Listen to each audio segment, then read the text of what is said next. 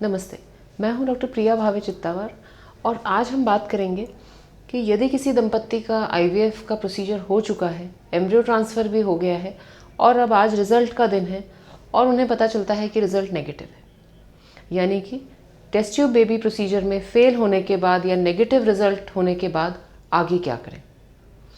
जब पूरा ये आईवीएफ का प्रोसीजर होता है उसके पहले दंपत्ति बहुत सारी मानसिक तैयारी करते हैं, फाइनेंशियल तैयारी करते हैं, डॉक्टर भी अपनी तरफ से सारे टेस्ट सारी जांचें करके और फिर ये साइकिल शुरू करते हैं। इसमें बहुत सा पैसा इन्वॉल्व होता है, बहुत सारा समय हमारा जाता है और बहुत सी आशा हमने इस बीटा एचसीजी रिज़ल्ट से लगाई होती है जो अचानक रिज़ल्ट आने के बाद चकनाचूर हो जाती है। कुछ पलों के लिए समझ ही नहीं आता कि आगे कैसे बढ़ें, क्या करें। पता चलता है कि आपके साथ में जिसका आईवीएफ हुआ था उनका पॉजिटिव आ गया है परंतु आपका नेगेटिव आ गया है। इस परिस्थिति में जो सबसे पहला रिएक्शन होता है वो होता है डिसबिलीफ, यानी कि ऐसा कैसे हो सकता है। इसके बाद कई महिलाओं का ये रिएक्शन रहता है कि हो सकता है कि हमने रेस्ट नहीं किया या हमने ये चीज़ खा ली या हमने 2-3 सीढ़ियाँ चढ़ ली इसलिए हमारा साइकिल नेगेटिव हो गया। कई महिलाएं एक ब्लेमिंग के मोड में चली जाती हैं कि घर वालों ने मेरा ध्यान नहीं रखा या डॉक्टर ने मेरे से ठीक से बात नहीं करी, मेरे इलाज के तरफ पूरी तरह से ध्यान नहीं दिया। तो इस तरह साइकिल नेगेटिव होने के बाद हर व्यक्ति का जो है वो रिएक्शन बिल्कुल अलग अलग होता है और ये लाजमी भी है क्योंकि जो टेस्ट ट्यूब बेबी फेल होने के बाद की ग्रीफ है उसे इंग्लिश में डिस्क्राइब किया गया है, it is the grief of losing something which you never had, यानी वो चीज़ जो आपके पास थी ही नहीं उसे खोने का दर्द होता है जब हमारा आईवीएफ फेल हो जाता है। तो इस दौरान मुझे ऐसा लगता है कि सबसे पहले अपने आप को समय दें। यदि हम चलते चलते हमें ठोकर लग जाती है, हम गिर जाते हैं, तो हम वापस उठ के दौड़ना नहीं शुरू करते। पहले हम खड़े होते हैं, अपने आप को संभालते हैं, समझते हैं अपने परिवेश को और फिर हम चलना शुरू करते हैं और फिर ज़रूरत पड़ी तो दौड़ना शुरू करते हैं। उसी प्रकार यदि आपका आईवीएफ साइकिल फेल हो गया है तो सबसे पहले अपने विचारों को, अपने आप को एक ब्रेक दीजिए, अपना ध्यान किसी दूसरी चीज़ में लगाइए। फ़ौरन अगले साइकिल के बारे में या अब आगे क्या करना है इसके बारे में तुरंत मत सोचिए। सारी दवाइयाँ आपकी बंद होंगी, आपको पीरियड्स आएंगे। 7 से 8 दिन के बाद सही समय है डॉक्टर से मिलने का, क्योंकि तब तक हम अपने इमोशंस को काफ़ी हद तक कंट्रोल कर चुके रहते हैं, हमारी रैशनल थिंकिंग वापस शुरू हो चुकी रहती है और ऐसे समय में आपको अपने डॉक्टर के पास फिर से जाना चाहिए और चर्चा करनी चाहिए कि अब आगे क्या। ये भली भांति समझ लीजिए कि संतानहीनता के इलाज कभी एक स्टेप में सफल हो जाता है, कभी 2 या 3 कदम चलना भी पड़ सकता है।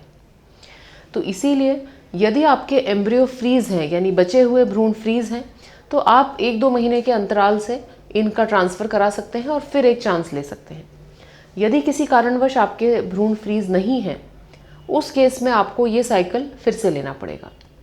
तो ज़रूरी ये है कि आपके जो भी ट्रीटिंग डॉक्टर हैं, आप उनसे अपने इलाज के सारे पर्चे, सारे कागजात, सारे सीडी ज़रूर लें, क्योंकि आपका जो अगला साइकिल होगा इसको मॉडल करने के लिए ये जो दस्तावेज़ हैं ये बहुत बहुत इम्पॉर्टेंट हो सकते हैं।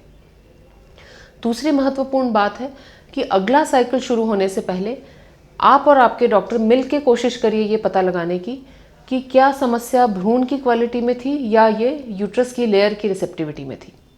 हो सकता है कि आपके एनालिसिस से ये समझ में आए कि भ्रूण अच्छी क्वालिटी के नहीं बने थे, तो अगले साइकिल में जो कोशिश रहेगी वो इस तरफ रहेगी कि भ्रूण अच्छे से अच्छी क्वालिटी के बन सकें। हो सकता है कि ये निकल के आए कि एम्ब्रियो तो अच्छा था परंतु एंडोमेट्रियम उतना रिसेप्टिव नहीं था, तो उस केस में कई ऐसी दवाइयाँ, कई ऐसे इंटरवेंशंस आ चुके हैं जो एंडोमेट्रियम की क्वालिटी को इम्प्रूव करते हैं, जिसे हमें अगले कदम के पहले इस्तेमाल ज़रूर करना चाहिए।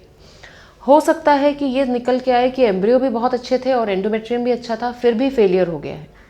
उस केस में भी निराश नहीं हो। Sometimes it is just a matter of trying one more time, यानी कि हो सकता है एक और कदम लेने से स्टैटिस्टिकली हम उस पॉजिटिव 50% में आ जाएं और हमारा साइकिल सफल हो जाए।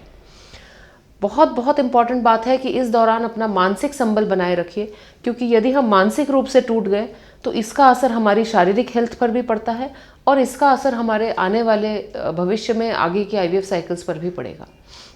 कभी भी डॉक्टर से बात करने में बिल्कुल नहीं हिचकिचाएं, क्योंकि साइकिल पॉजिटिव होना, नेगेटिव होना उनके लिए रोज़ की बात है।